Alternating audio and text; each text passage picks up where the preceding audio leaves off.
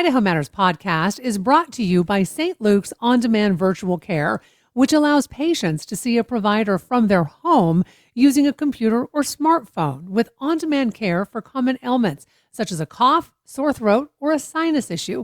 More information at stlukesonline.org.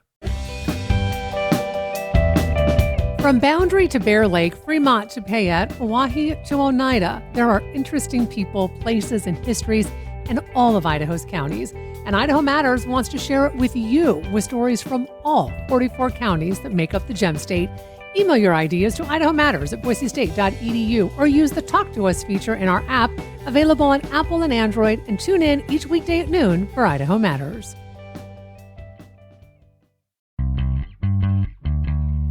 More Idaho Matters now from the studios of Boise State Public Radio News. I'm Gemma Gaudette. Where can you learn pottery, mentor with fellow artists, learn how to paint in acrylics, maybe try your hand at woodblock printmaking? Maybe you want to paint a pet portrait. Maybe you want to get training so you can teach art to your homeschooled kiddos. And learn how to make sourdough bread all on the side. Well, guess what? You can do that in all one friendly, inclusive community space that's called The Cat, which is short for the Catalyst Arts Collaborative, which is in Boise.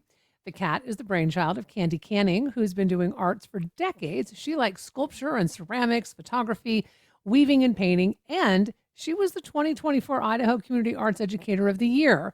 And she's joining us now to tell us more about The Cat. Candy, welcome. Hi, Gemma. Thanks so much for having me. So, Candy, where did the idea for The Cat come from? Oh, gosh. I get that question a lot.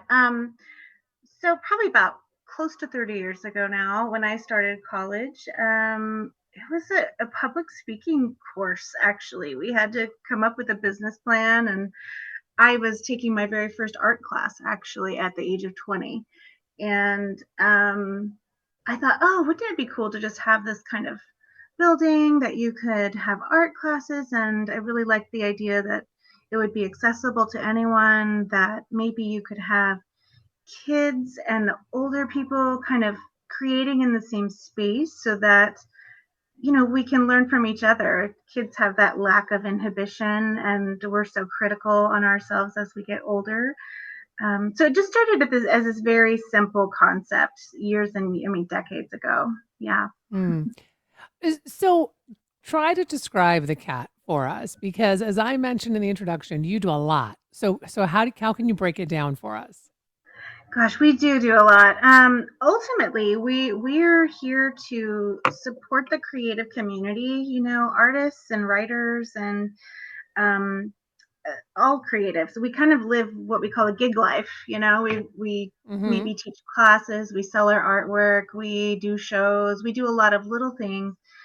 And so the nugget of it is really having this classroom space that artists can come and teach their skills to the broader community. And, we try to handle all the other stuff, all the stuff that we don't want to do as artists, right? The marketing and helping, get the classes filled and just all of those things. And also just supporting them and mentoring them through that process of teaching. So yeah, that's the ultimate part of it. I would say the main part is just this great community space. We're very encouraging and supportive, and it's kind of come as you are, and let's just have fun and make art. We get a lot of people who come in who say, I always wanted to do art, and then I went to college and got a quote real job, and and then they feel this kind of something's missing, and we get this story a lot, and I think that's very, very, very common. We learn as children that we can create and we can be whoever we are and want to be, and then life kind of takes over. But we see more and more people returning to, I need to get back into this. There's something that's calling me. And you have all kinds of workshops. So can you talk about some of them? Like, first of all, you have a ceramic studio, right? Where you can learn things like pottery. Yeah, we have a full pottery studio with 4 different instructors. A lot of our instructors are, retired art teachers from around the area and other places. But yeah, we have wheels. You can learn wheel throwing. You can learn hand building, sculpture, just about anything there.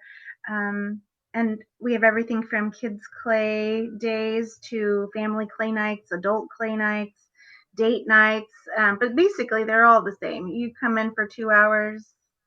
There's an instructor, and they're going to ask you kind of what's your experience level, and they're just going to take you further. That's kind of the And basics. and when I say you have a lot of things, I mean we're talking things like branch weaving and pop art pet portraits. So Yeah. people can really learn how to paint their pets. Yeah, that's kind of a more beginner friendly one where the you send in the photo of your pet, you come in and we have it drawn out on a canvas and ready to go. Oh. So we really try to cater to all stages and all ages. So we have a lot of beginner friendly classes. I would say most of our classes are beginner friendly, but if you're more advanced, you will also get something from that class. But yeah, lots of drawing classes, painting classes in different mediums. We have a collage night. We have a zine night. We have a raptor night where we work with the Idaho Raptor Institute and they bring in live birds of prey. And you can get up close to the birds and draw them or paint them, whatever you want to do while you're there. So lots of interesting and fun events. You know, and we're always adding more. So our schedule is always Mhm. changing. From all kinds of fiber art classes. Um, we have jewelry making classes. We have kind of more theory classes like artistic self development or Hmm. intuitive art making. We have a grief class. Um, we have collage classes. There's just so much, and I could Mhm. never tell you everything that we do. But yeah, we're doing lots of partnerships. We've partnered with so many different organizations. So this summer we were offering classes up at Bogus. So yeah, it's kind of fun to get out of the studio too, and we're kind of branching out. We do a lot of outreach to schools, a lot of training for teachers, and then lots of organizations that we partner with and do events with. So we're always busy. And one of the neat things you do, talk to us about you have after school art, right? But you also have time for homeschool art. Yeah, we have homeschool classes, after school classes. We have a class called Teen Art Club where um, and all of these they're very specifically created. So as children, we go through these stages of development, and Mhm. kind of like what I mentioned earlier, when we get to about the age of 9 or 10, we start getting that really critical mind where we look at our drawing and maybe it's the same drawing we did a week ago, but now it's not good enough. And it doesn't look realistic, or for whatever reason our brain tells us, oh, I'm not an artist because I'm not as good as Mm. I should be, right? Mhm. So so our after school classes are really tailored to whatever development level they're at.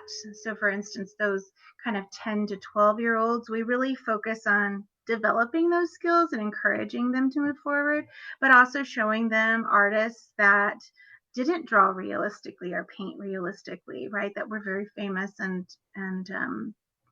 successful in whatever way we measure that. But the same, we have Teen Art Club on Fridays, and that is a very custom tailored class for each kid. What do they want to learn? Sometimes we do collaborative projects. Sometimes we kind of throw them into real life situations and we ask them, I want you to work through this problem. And we kind of work through, say, they develop a creative collaborative project for the Mhm. community, and we'll say, okay, let's workshop through that. What are your ideas? Is that really feasible? Is that accessible? Is that going to be too messy in the location we're going to be? So we really work through them with, um, whatever it is that they want to learn, and also those real world experiences. Before I let you go, why do you believe we need really truly inclusive spaces like this for making art? Oh gosh, that's a big question. Um, you know, everywhere you go, like think about school, there's always the right answer and the wrong answer. And I think Hmm. art is one of those few things where there is no right or wrong. You can come in and put down on paper whatever you're feeling. And there is so much research behind, 20 minutes of art making is the same as meditation to your brain. It's really, I think we're really born to create, and in different ways. Sometimes we think, oh, I'm not an artist, but we're all very creative in some way. And I think that just having an outlet for that, part of the reason I created Catalyst was because I needed this place when I was a kid, you know? Mm-hmm. And I think a lot of us did, especially kind of the generation that's having kids now. I think we kind of understand that kids need those different experiences and they need to be supported in those ways. Yeah. Well, I want to thank you so very much for taking time to talk with us today about this. We've been speaking with Candy Canning. She is the founder as well as the director of the CAT. It's also known as the Catalyst Arts Collaborative. This is the Idaho Matters podcast. I'm Gemma Gaudet.